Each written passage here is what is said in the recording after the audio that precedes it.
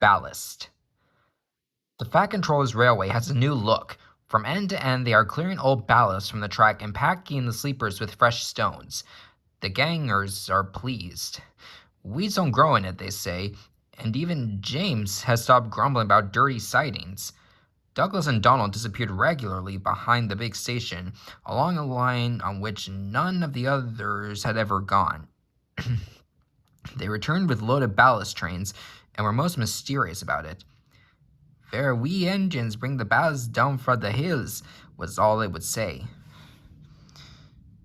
Soon the engines could talk of nothing else. James and Henry thought the very wee engines must be some kind of magic. "I don't believe it," said Gordon. "Donald and Douglas have pulled our wheels before." But Duck wanted to see for himself, so he asked permission to take some trucks.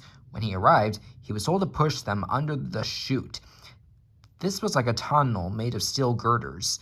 On top of it stood some queer-looking trucks. "What do you think of our chute?" said a voice. "Good, isn't it?" Duck blinked. Standing beside him was a small green engine. "Where did you spring from?" asked Duck. "I've been here all the time," smiled the small engine.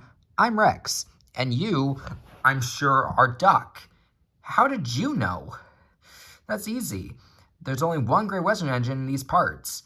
There was a sudden rattling and roaring. Duck's whole train shuddered. "What was that?" he asked, startled. "That was our chute. The bottoms of those wagons slide out, and the stones fall through the chute into your trucks. We may be small, but we're quite efficient." Duck puffed away, much impressed. Next time there were 3 small engines. Rex introduced Duck to Bert and Mike.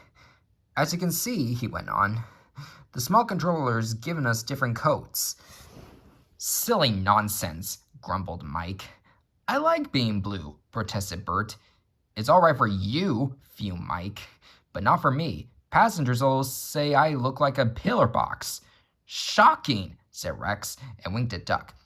"Consider my feelings. When we were both green, passengers kept calling me Mike." You, spluttered Mike. "Stow it, you two," said Bert. "Duck," he went on, "have you seen our coaches?" "Where are they?" asked Duck. "Over there," said Bert. "But they're they're not like ours," he finished lamely. Rex smiled. "I agree. They are like trucks, but they behave surprisingly well." "Says you," put in Mike rudely. "They're all right," said Bert, "if you treat 'em right. Besides, passengers like 'em. They won't use cupboards on a fine day.